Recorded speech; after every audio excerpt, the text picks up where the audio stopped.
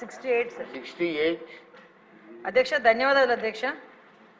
ఎందుకంటే ఈ క్వశ్చన్కి అంటే క్వశ్చన్ వేసిన వాళ్ళు లేకపోయినప్పటికీ కూడా ఈ క్వశ్చన్కి సంబంధించిన వివరాలు సభలోని ప్రజలకి తెలియజేయవలసిన అవసరం ఉంది కాబట్టి ప్రత్యేకంగా తమని రిక్వెస్ట్ చేసుకోవడం జరిగింది అధ్యక్ష. అవకాశం ఇచ్చినందుకు ప్రత్యేకంగా మీకు ధన్యవాదాలు తెలియజేసుకుంటున్నా. ఎందుకంటే పరిస్థితి ఏంటంటే ఇప్పుడు వైఎస్ఆర్సీపీ పార్టీ వాళ్ళు సానుభూతి పనుల మీద దాడులు జరుగుతున్న విషయం వాస్తవమేనా అని చెప్పి వాళ్ళే క్వశ్చన్ అడిగి ఈరోజు వాళ్ళే ఈ క్వశ్చన్కి సమాధానం తీసుకోవడానికి రాలేకపోవడం అన్నది చూస్తూ ఉంటే అక్కడే వాళ్ళ తాలూకా డొల్లతనం అనేది చాలా క్లియర్గా కనిపిస్తుంది అధ్యక్ష. ఎందుకంటే అధ్యక్ష ఉత్తరాంధ్రలోని ఒక సామెత ఉంటుంది అధ్యక్ష, అది ఇక్కడ చెప్పొచ్చో చెప్పకూడదో తెలియదు కానీ తప్పైతే క్షమించండి, తప్పైతే రికార్డులను తొలగించండి, తప్పు కాకపోతే మాత్రం ఉంచండి అధ్యక్ష.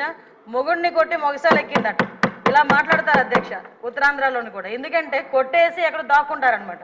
వీళ్ళ పరిస్థితి ఎలా ఉందంటే అధికారం కోల్పోయి 11 సీట్లకే పరిమితం అయినప్పటికీ కూడా తిరిగి వచ్చి టీడీపీ కార్యకర్తల మీదే దౌర్జన్యాలు చేసి టీడీపీ కార్యకర్తలని చంపి మళ్ళా పైగా వాళ్ళ మీద ఏవో దాడులు జరిగిపోతున్నాయో వాళ్ళ తాలూకా వాళ్ళు ఎవరు చంపేస్తున్నారని చెప్పి ఇక్కడెక్కడా ప్లేస్ లేనట్టుగా ధర్నా చేయడానికి ఢిల్లీ నడివీధుల్లోకి వెళ్ళి కూర్చొని మేము ధర్నా చేస్తామన్నా 11 మందితో వెళ్ళి కూర్చొని ధర్నా చేయడం అన్నది చూస్తూ ఉంటే చాలా విడ్డూరంగా అనిపిస్తుంది అధ్యక్ష. ఎందుకంటే ఈ మాట చెప్తున్నాను అధ్యక్ష, లాస్ట్ 5 సంవత్సరాలు అంటే మొన్న గవర్నమెంట్ వచ్చిన తర్వాత టీడీపీ ఎన్డీఏ కూటమి వచ్చిన తర్వాత నుంచి ఈ రోజు వరకు పొలిటికల్ హత్యల్లో ఒక 4 హత్యలు జరిగితే ఆ 4 హత్యల్లో ముగ్గురిని తెలుగుదేశం పార్టీ కార్యకర్తలనే చంపేసిన పరిస్థితి కూడా మనందరికీ కూడా తెలుసు అధ్యక్ష. ఈ విషయాన్ని కూడా చాలా క్లియర్గా మేమందరం కూడా ప్రెస్లో కూడా చెప్పడం జరిగింది, విత్ క్రైమ్ నెంబర్స్ నేనైతే ఇవ్వడం జరిగింది అధ్యక్ష.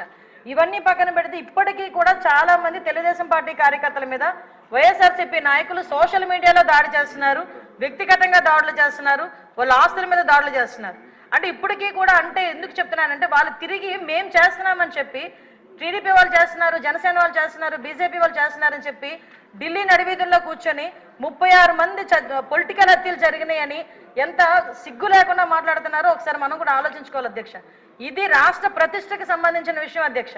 ఈరోజు 45 రోజుల్లోని ఒక ప్రతిపక్ష హోదా కూడా లేని ఒక ఎమ్మెల్యే, ఒక ప్రతిపక్ష సంబంధించిన ఎమ్మెల్యే ఢిల్లీ దగ్గరికి వెళ్ళి 36 హత్యలు రాజకీయ హత్యలు జరిగినాయి అంటే ఢిల్లీ మీడియా అడిగింది 36 మంది పేర్లు ఉన్నాయా అని అడిగితే కనీసం పేర్లు కూడా చెప్పడానికి ఇష్టపడక పేర్లు లేవు కాబట్టి చెప్పలేక పక్కకి వెళ్ళిపోయే పరిస్థితి. ఈరోజు మేము అడుగుతున్నాం, అరే 36 హత్యలు జరుగుతున్నాయని అడుగుతున్నావు, ఎక్కడికో వెళ్ళి మాట్లాడుతున్నావు, అసెంబ్లీ సమావేశాలు జరుగుతున్నాయి అక్కడికి వెళ్ళి ధర్నా చేసావు, ఈ రోజు ఇక్కడికి ఆల్రెడీ నువ్వు అమరావతి వచ్చావన్న సంగతి ఇక్కడ మా అందరికీ తెలుసు.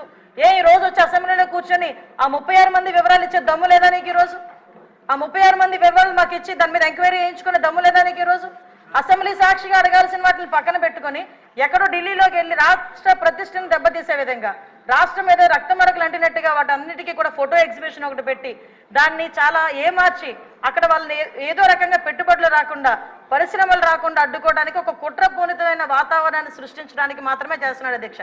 ఇతగారి తాలూకా నైజం కూడా చెప్పాలి అధ్యక్ష. అధికారంలోకి వచ్చిన తర్వాత 2024 అధికారంలోకి వచ్చింది అధ్యక్ష. ఎంత దారుణం అంటే అమరావతికి బస్సు యాత్రకి సాక్షాత్తు 14 సంవత్సరాలు ముఖ్యమంత్రి చేసిన చంద్రబాబు నాయుడు గారు బస్సు యాత్రకి వెళ్తే ఆ బస్సు మీద రాళ్ళు రువ్వితే అధ్యక్ష అప్పుడున్న సాక్షాత్తు డీసీపీ గౌతమ్ సవాంగ్ గారు భావ స్వేచ్ఛ ప్రకటనను మాట్లాడిన సందర్భాన్ని కూడా ఈరోజు గుర్తు చేయాలి అధ్యక్ష. ఎందుకంటే ఆ రోజు శాంతి భద్రతలు ఎలా ఉన్నాయి, ఈ రోజు శాంతి భద్రతలు ఎలా ఉన్నాయి కంపేర్ చేయడానికి మీరు నాకు 5 నిమిషాలు టైం ఇవ్వాలి. ఎందుకంటే ఇది రాష్ట్ర ప్రతిష్టకు సంబంధించిన విషయం. ఆ రోజు ఆత్మకూరులో ఒక ఊర్లోని ఒకరిని వెలివేస్తే ఒక గ్రూప్ ఆఫ్ పీపుల్ని వెలేస్తే వాళ్ళ దగ్గరికి వెళ్ళడానికి వెళ్తే సాక్షాత్తు ముఖ్యమంత్రి 14 సంవత్సరాలు ముఖ్యమంత్రి చేసిన వ్యక్తి ఇంటి దగ్గరికి వెళ్ళి ఆ గేట్లకి తాడులు కట్టారు అధ్యక్ష. తాడులు కట్టడమే కాదు అధ్యక్ష, ఎల్జీ పాలిమర్స్ లో గ్యాస్ లీక్ అయితే వైజాగ్ వెళ్తే చంద్రబాబు నాయుడు గారిని వైజాగ్ ఎయిర్పోర్ట్ లోనే ఆపి ఎయిర్పోర్ట్ లో లిటరల్లీ చెప్పాలంటే దాడి చేశారు. ఆ విషయంలో మొన్న నన్ను విష్ణుకుమార్ రాజు గారు కూడా క్వశ్చన్ చేశారు అధ్యక్ష, హోంమంత్రి ఏం చేస్తున్నారు అని. గుడ్లు ఇసరడానికి, అతని మీద టమోటాలు ఇసరడానికి, ఆఖరికి అక్కడి నుంచి కనీసం బయటికి రానివ్వకుండా కూడా చేసిన పరిస్థితి కూడా కనిపించింది అధ్యక్ష. వీళ్ళు ఈ రోజు శాంతి భద్రతల గురించి మాట్లాడుతున్నారు అధ్యక్ష. ఇదే పవన్ కళ్యాణ్ గారు ఆ రోజు మన అమరావతి రైతుల గురించి అక్కడికి పాదయాత్ర కింద వెళ్తే ముళ్ళ కంచెలు అడ్డుగా వేశారు అధ్యక్ష. ముళ్ళ కంచెలను దాటుకొని పక్కకు తీసుకొని వెళ్ళిన పరిస్థితి. వైజాగ్ వెళ్తే వైజాగ్ రానివ్వకుండా నగర బహిష్కరణ చేశారు. యువగలం పాదయాత్ర నేను మచ్చుకు చెప్తున్నాను అధ్యక్ష, ఇవి చాలా మచ్చుకు చెప్తున్నా. యువగలం పాదయాత్రలో లోకేష్ బాబు గారు పాదయాత్ర చేస్తూ ఉంటే కనీసం స్టూల్ ఎక్కి నుంచోడానికి కూడా పర్మిషన్ ఇవ్వలే. అంటే వీళ్ళ తాలూకా దౌర్జన్యాలు ఏ రకంగా ఉన్నాయి. ఎవరిని వదిలేశారు అధ్యక్ష? మీడియాను వదిలేశారా? లేదా జడ్జెస్ వదిలేశారా? పారిశ్రామికవేత్తను వదిలేశారా? తెలుగుదేశం పార్టీ కార్యకర్తలు వదిలేశారా? సామాన్య ప్రజలను వదిలేశారా? ఎవరిని వదిలేశారు అధ్యక్ష?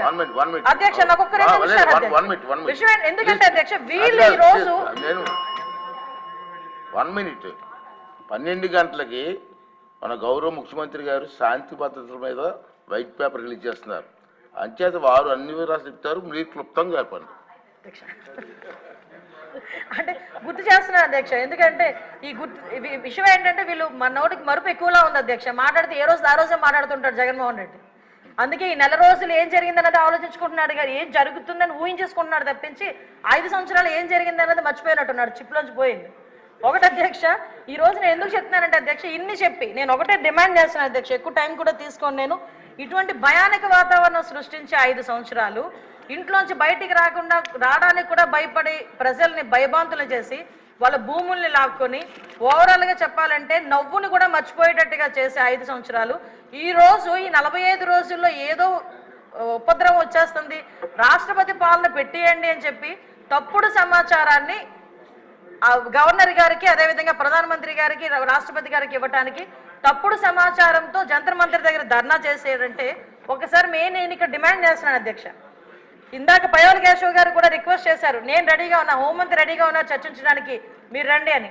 నేను ఇన్వైట్ చేస్తున్నా మళ్ళా పులివెందుల ఎమ్మెల్యే గారిని, రెండు ఒకసారి మీరు ఎమ్మెల్యే కదా, అసెంబ్లీ సమావేశాలు జరుగుతున్నాయి కదా, 36 హత్యలు అని చెప్పారు కదా, ఒక హోంశాఖ మంత్రిగా నేను రిక్వెస్ట్ చేస్తున్నా మిమ్మల్ని రెండు ఒకసారి చర్చించుకుందాం. 36 మంది పేర్లు ఎవరైతే ఇవ్వండి, ఆ పేర్లు డీటెయిల్స్ ఇవ్వండి. ఆ డీటెయిల్స్ ఇస్తే నేను మా డిపార్ట్మెంట్ వాళ్ళకి పంపించుకొని వాళ్ళ మీద యాక్షన్ తీసుకుంటాం, ఫర్దర్గా జరగకుండా చూసుకునే కార్యాచరణ చేస్తాం. అలాగని తప్పుడు సమాచారం ఇచ్చినట్టు దానికి తేలితే మేము ఏ చర్యలు తీసుకున్నా కూడా మీరు కూడా యాక్సెప్ట్ చేయాలి. దానికి యాక్సెప్ట్ చేసే ఉద్దేశం ఉంటే డెఫినెట్గా మీరు మాకు చెప్పండి. అంటే ఈ రాష్ట్ర ప్రతిష్టను దెబ్బతినడానికి ఏదో రకంగా చంద్రబాబు నాయుడు గారి మీద, ఎన్డీఏ కూటమి మీద, పవన్ కళ్యాణ్ గారి మీద, లోకేష్ గారి మీద బురద చల్లడానికి మాట్లాడితే లోకేష్ బాబు గారి చేతిలో రెడ్ బుక్ ఉంది అంటారు. అరే రెడ్ బుక్ గురించి నీ కార్యకర్తలే పట్టించుకోవట్లేదు, నీకు మాత్రం నిద్ర రావట్లేనట్టుంది రెడ్ బుక్ గురించి ఆలోచించుకుంటా ఉంటే. విషయం ఏంటంటే ఆ రెడ్ బుక్ అనేది అవినీతి చేసిన వాళ్ళు, తప్పుడు పనులు చేసిన వాళ్ళ గురించి. వీళ్ళేదో భుజాలు తడుముకుంటున్నారు, నాకు అర్థం కావట్లే.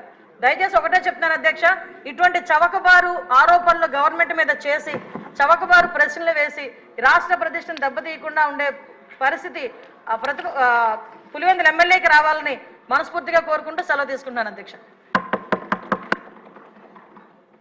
అందరికీ చెప్తండి.